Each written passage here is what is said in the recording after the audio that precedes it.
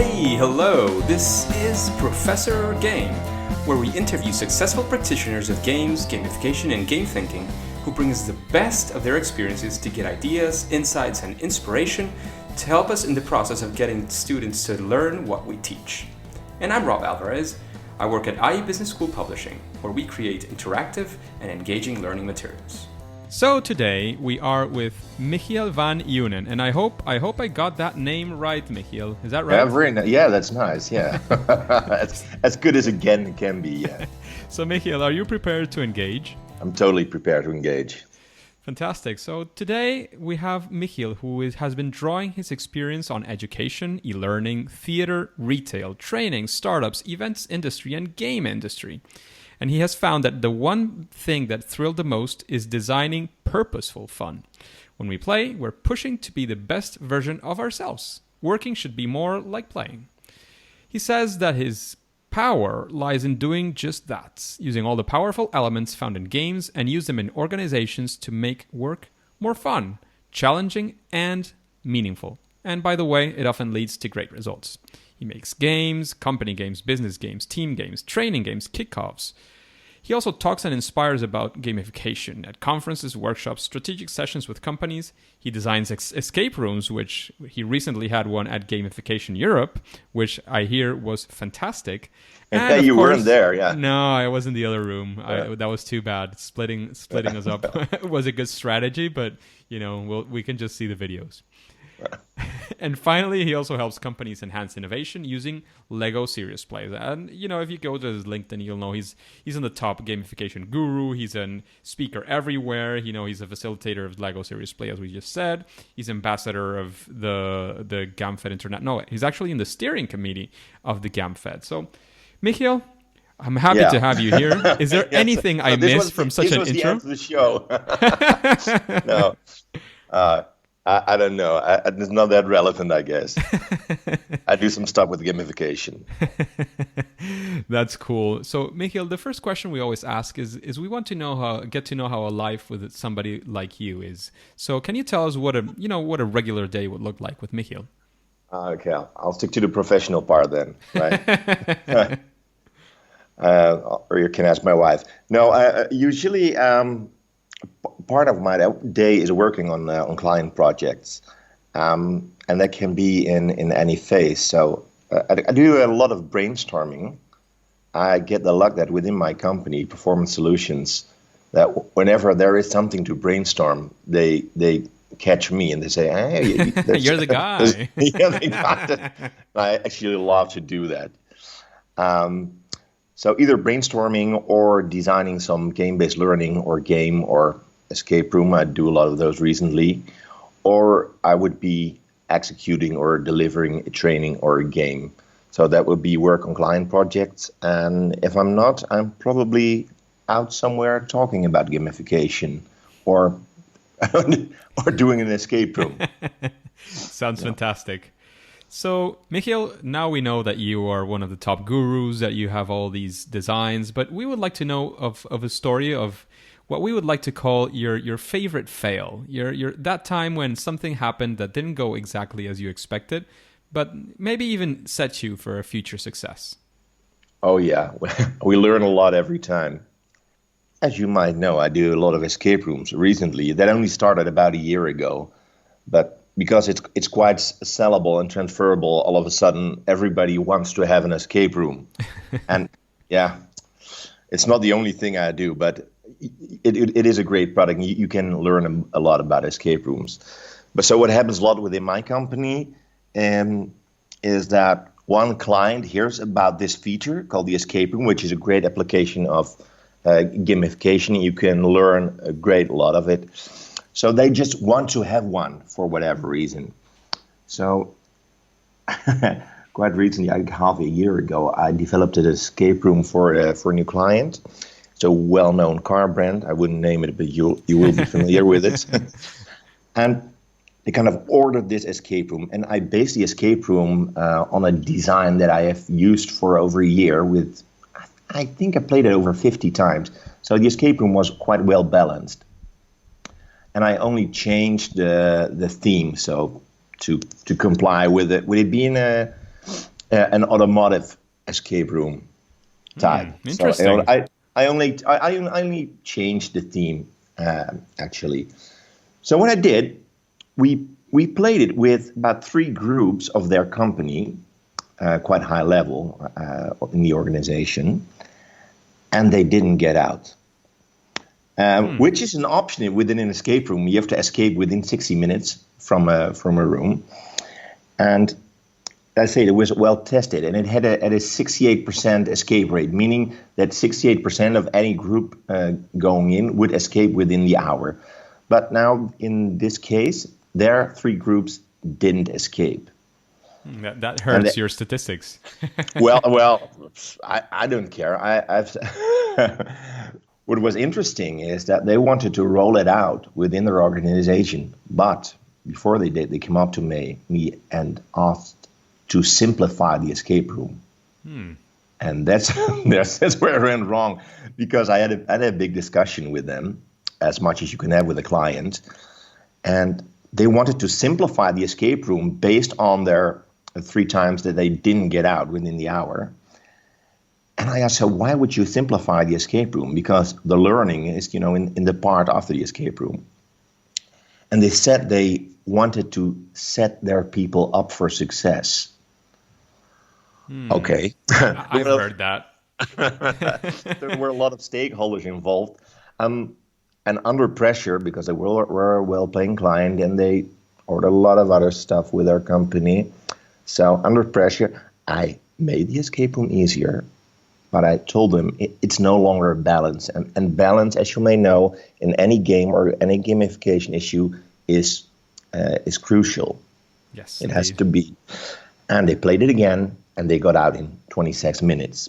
It was way too easy. But most important, in the reflection phase afterwards, they didn't feel the urge to change. And that's what we actually do in a reflection. We play an escape room, and we look for patterns, either on a personal level or patterns within the organization, because I firmly believe that when you play, you become the most you see natural behavior emerge, and we can safely assume that what we see when we watch you play a game are the same patterns that you apply in your daily work or your daily life, and it's very interesting to work from there. Yeah, that it's authentic. It is authentic. I really believe you are your most true self when you're playing games. So, but in this case, they didn't feel the urge to change because, hey, they got out in 26 minutes. So, going back to why this is a worse application of game thinking, it's that, first of all, they think it should be easy. And we all know that most fun is hard fun, Gaming often is hard fun, and failing is also an option, especially when you play a game. Then there's something to learn. Absolutely. The learning for me is. So the difficult question comes now: would you have done something differently from what you did? I mean, like pleasing the client less or saying no. I mean, is there something that you would have done differently in that situation? I think we should, as game designers and gamification designers, just claim more expertise, because designing a good game, it's quite difficult. And it's quite often that I see my clients sitting on my chair telling me what to do. And does this sound familiar for you? Heard that phrase before. Okay. For sure. Okay. So you have to be very, Yeah, but it's hard, and I understand it, because many of the listeners here of the engagers are also in the educational sector. So it's a bit different, because you're maybe thinking on how to improve the lives of your students, etc. But you also have stakeholders. I mean, you can also find people who say, no, what I want is, and it could exactly apply with the phrase that you said that stuck to me. I want to set the kids up for success. So If you want to set up somebody for success, how are you going to let them fail? That doesn't make sense in some people's minds. And for me, the main learning here is, as you said, you have to sometimes claim your spot. I mean, you have to say, look, this is something that I not only believe in, this is something I've done before, this is something that has science behind it. This is something that has experience behind it, and it's something that actually works. I mean, we've done it. We've gotten people to learn things from this. So trust the process. I heard this in an interview of a very different podcast I hear pretty frequently. It's called EO Fire. It's about entrepreneurship. And the host says, trust the process. And many times when we know a process works, we have to trust in it. So thank you for that, Michiel. That was an amazing experience that you had. And I think there's many learnings that we can take from that. The next story we would like to hear from you, Michiel, is what has been the biggest challenge that you've faced and actually solved using gamification. You could call it even your best solution that you've had using gamification. So, claim your spot here. Well, there's this story I'm really proud of because I really love the story and both in the solution. And it's a story that goes about 15 years back. Wow. So your podcast is not limited to any time, is it? Absolutely right? not. Okay. Well, I sound old. No, it's about 15 years ago, and I was working at a training company, and we trained retail staff. And I was quite young back then, and I trained retail staff in very basic skills like selling and customer experience. So really, people that work in shops throughout the country, which was the Netherlands in the time. So some companies I trained for a few years, and quite often there were 2-day trainings.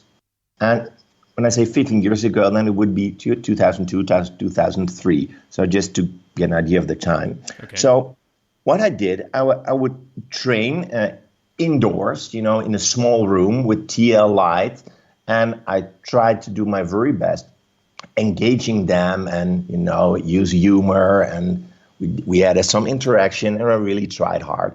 But I always saw that at the end of the day, at the end of the first day, they would drift away, they would get sleepy, and well, they wouldn't get anything of what I was saying right at the moment, and we still had a day to go. So maybe you can recognize it from some educational settings. Yeah. For me, that was my experience. So one evening, and I wanted to meet these guys at the bar after dinner, and one night I was at the bar, but nobody was there. So all my trainees for the day, they were gone. And it was quite silent at the bar. So I went up in the hotel, and I knew where they were on the third floor. And I walked across the hall, and all of a sudden I heard a lot of noise coming from one of the rooms. So I knocked, and I got in, and my whole training group was there. And what they actually did, they plugged their Nintendo. They got that from home, and they plugged that Nintendo to their TV on their hotel room, and two of those kids were playing, and the rest were around, and they were really into this game. They were very excited, and I saw a kind of energy that surprisingly 2 hours before was far missing from it. So, and I thought, what a change in energy! These guys are, all engaged in this game. So that was, and I saw that quite a lot in those days. So that's one part of the story. What I did wasn't really working. I thought it wasn't really working. And at the same time, I really didn't know that what I did in the training had a real impact. If they would really sell better or be a better communication when they were into the store. If they really would greet customers more. Luckily, we both had a training agency and a market research agency. And the market research agency would have mystery shoppers, and they would, from time to time, visit the stores, have an interaction, and they would come up with reports on how this retail staff was doing. And actually, before or after my training, there wasn't really a huge difference. So also, the impact of my training wasn't very large. But on the other hand, it was still a good time. The economy was doing great. There was money. So after doing this for a few years, one day I went up to my boss and I said, I don't want to train anymore for these groups. But I do believe that there is a way that I can make them do what we want them to do in the shops, but I have to use a game. And I told my boss the story, what I was thinking of, and it was a game that used all the mystery shoppers. And he said, okay, if you can get our client so crazy that they will buy your game, then it's okay. It's Let's do it. okay. So I went up to the client, sold the game, and they were a bit skeptical, but they also had good experience. And this is what I did. I got the stores that were selling bikes. It was in the Netherlands. The company Halfords, they sold bikes and car accessories. So at one day, I got all people from all the 100 stores together in one event room. So that would be 1,000 people, about 10 Wow. people from a store. I got them all together. I showed them a 3-minute introduction video saying, in the next 5 weeks, you will be visited, your store will be visited by a mystery visitor a number of times. And this can be anyone entering your store. It may be tall or small or fat or skinny or happy or grumpy. Anyone walking into your store can be the mystery man. And it's up to you to catch him, to unmask the mystery man. And you can only do this by actively engaging with him, by greeting him, and by using a specific code word. And that code word would change every 3 days. And I would communicate it through text messaging, because we didn't have mobile internet back in the days, and by the intranet. And, all the shops had one computer back of house. And immediately after the event, I sent out a text message bomb to all 1,000 participants, and it was game on from that moment. What happened in the next 5 weeks? I used all the mystery visitors we got, I sent them out in the stores regularly. I changed the code every few days, and I supported the whole game. It was called The Hunt with the internet side. And what happened was amazing. So everyone visiting a store in any one of that shops could be a mystery visitor. So what happened during those 5 weeks? Everyone who visited the store got massive attention. Everyone in the shop became highly alert. Everyone entering the shop was greeted. Everyone, they got an interaction. Shops became highly creative in applying certain code words. And they learned over time that interacting with customers was actually fun, and that by talking to them, you could sell them more. And it had a lot and lots of side effects. And one of the great effects of it was that people like you and me, just visiting the store, you could really feel this vibe, this vibrant energies all of a sudden in a store. You would get more attention, and you would eventually end up buying more and become an ambassador of that particular brand. Of course. And in the end, so the people in the stores had more fun. My mystery shoppers had more fun. Incidental customers had more fun, and the company that did this whole scheme, they did a 4.7% plus in turnover during that period, which was much more than they could account for any other reason.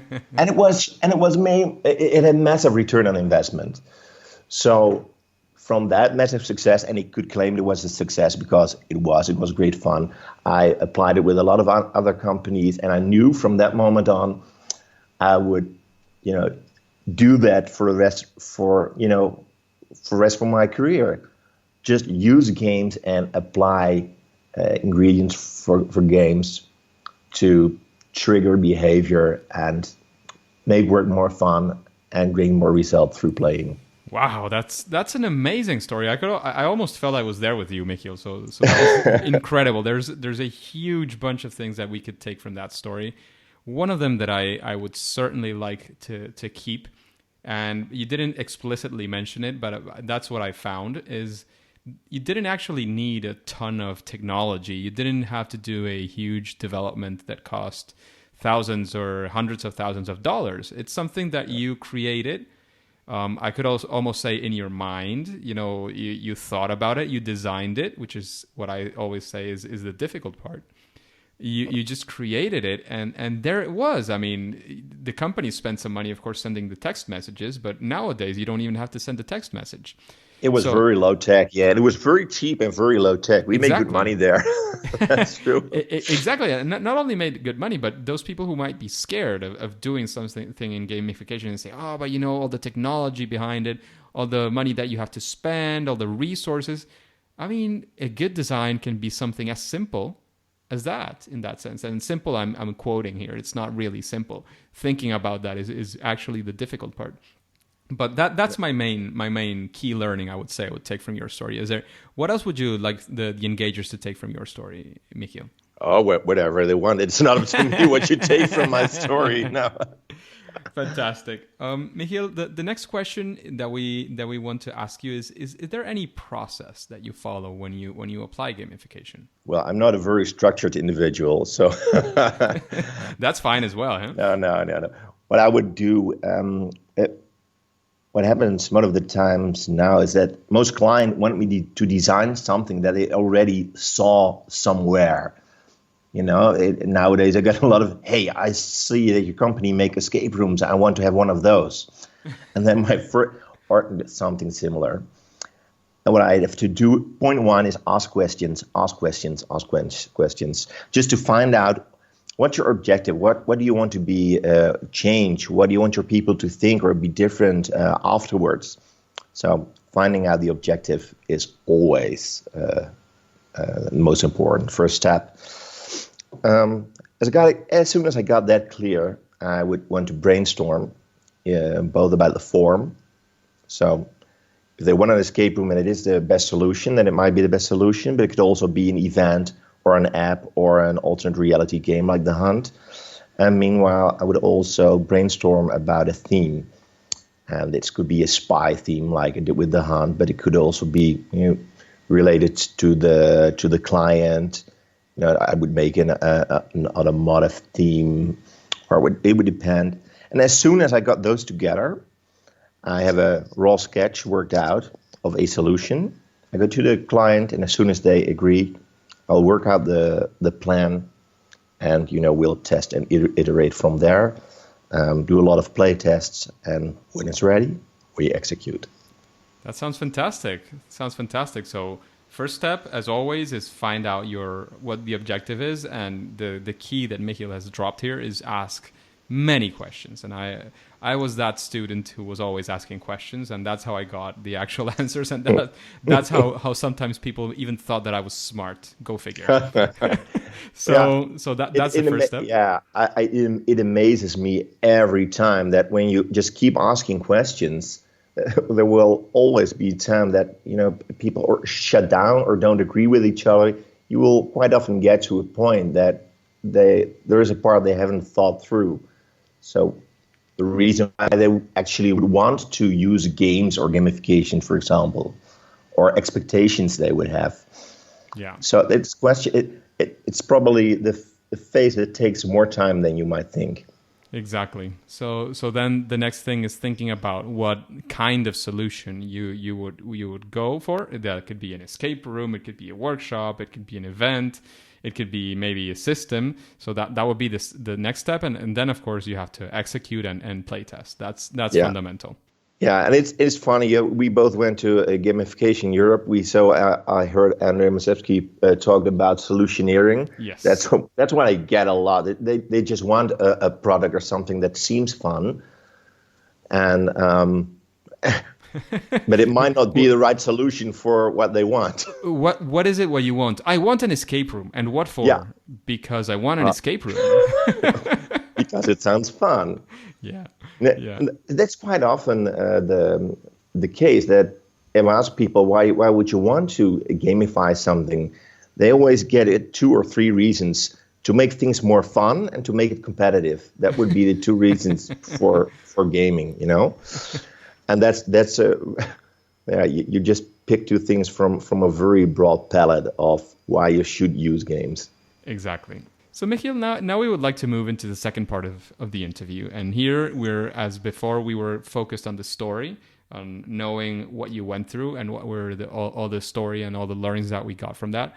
And this second part, what we look for is tools, tips, tactics, like direct advice that we can get from your experience. So the first question I would like to make is for you to name something that you would name a best practice for gamification. Ooh, I think, yeah. It could be making questions. Yeah. No. No, there are a lot of great examples out there. What I was very enthusiastic about is an app from the supermarket store in the Netherlands, Albert Heijn Space app. You might not know it if you don't live in the Netherlands. But you know these games where you have to collect cards? Okay. There are a lot of really collect cards, and you could get cards with every 10 euros you spend at that supermarket. But they were all space related to the theme of space. But actually, they combined it with an app that used features of both augmented reality and virtual reality, and then you really, by using that new technology and engaging, you would have very great short interaction where you would learn all about space and the solar system and the space station. And that's very great, because one of the things behind it, one of the thoughts behind it, and that makes it gamification to me, is the idea behind it, or the reason that you use it. And one of the ideas behind it was to make all people, young and old, aware of the beauty and vulnerability of the planet and the role that science and technology could play in finding solutions to make a better future. So to actually get kids to see the beauty of technology and science just through engaging them through an app like that, that's amazing. Fantastic. So what's your favorite game, Michiel? Ooh, my favorite all time would be Myst. Do you know Myst? I have to say I tried to play it. A friend lent it to me, but for some reason, probably my computer was too old. I was never able to run it. So I've always had, that little thought of, what if I had played that game? Would my life be different? Yes, and it sounds like it now. It would. It was to me, it was a very first real epic adventure game. And it was a graphic adventure puzzle with a three-dimensional world, and you could actually move around the world. So before that time, there were quests like King's Quest, the games from Shera, but they were really old in graphics. This was the first three-dimensional game, and it had great puzzles and great storytelling and great sound. It was amazing, and I looked it up this afternoon, and I saw it was the game, most best-selling game until The Sims in 2002. It's a game from 1993, and I still can remember me playing it together with my girlfriend. And Wow. 20 years ago. Yeah, it brings back memories. It's an amazing game. You were mentioning King's Quest, but there was one I played, which was Quest for Glory. Quest for Glory. I was playing the Quest for Glory 5, and I had, the CD-ROM, everything. And for some reason, at some point I was using it, and it got a small scratch.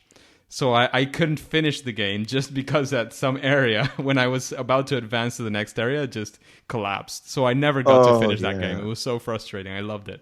I enjoyed it so much. I tried starting over again with different characters. They had the thief, the wizard, the fighter.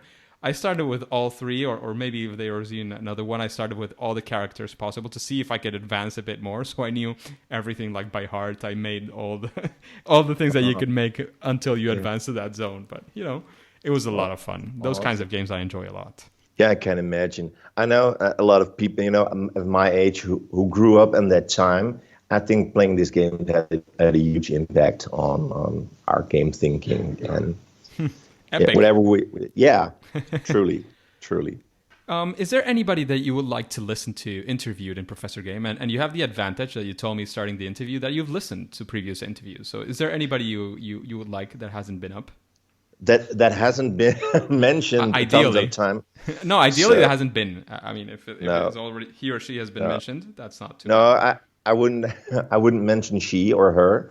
Because I would mention Jay McGonigal, but I won't.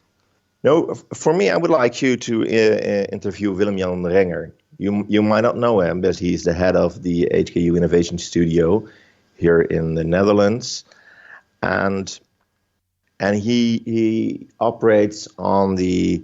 He's an innovator, conceptualizer, educationer, and what he does is in this new concept of ludodidactiek, which combines learning and playing to provide better education from a game design perspective. Sounds like a super interesting person to have. So if you have any contact with that person, you can provide me any details after the interview or by email. It would be very appreciated, and I'm sure the engagers would appreciate that interview for sure.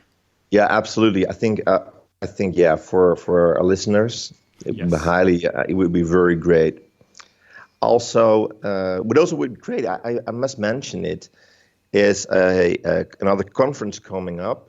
It's also in the Netherlands. It's the Learning Experience Design Conference. He is also one of the guys behind the conference, but it's in March 17 in the Netherlands, and it's all about learning experience design. Wow. So applying game thinking to learning design. Yeah, you can look it up at lxdcon.com. I'll look it up for sure. lxdcon.com. Yeah. Okay. The next question is there any book that you would recommend to the engagers? Besides Reality is Broken by Jane McConnell. That can be the book as well. No, it's a must read. But the other one would be The Art of Game Design, a book of lenses by Jesse Schell. Jesse Schell, definitely. It's the book on game design, and also the card that goes with it, and or the app with the card, which is free, by the way. But if you want to design anything, even within education, just grab a few of those cards and apply to whatever you want. It's so insightful and so awesome to use, to see the ingredients that are in games that you can use and ways that you can look at your design. Fantastic. Michiel, what would you consider, I think we said something similar in your intro, but what would you consider your superpower in gamification? Yeah, asking questions. That's super useful. So the next question is I'm going to grab a random question from a list that we have. As always, it's not completely random in the sense that if there's a question that's like, what's your name? It's not going to come up because I filtered it previously. I can do that one. So this is a professor, a history teacher who's asking, 5th grade history teacher who's asking, what would you do to start in gamification if you've never done something like this? If you've never done anything, how would you start a gamification practice in a history class? So if you need to know your users a bit more, it's 5th graders apparently. Yeah. Today I had a talk with a gamification guy from the Netherlands, and he's also on the field of education. He says when you gamify for a class, you can either use some game as a starting point, or the content of your classroom, or the content of what you're teaching as a starting point, and make a game around it.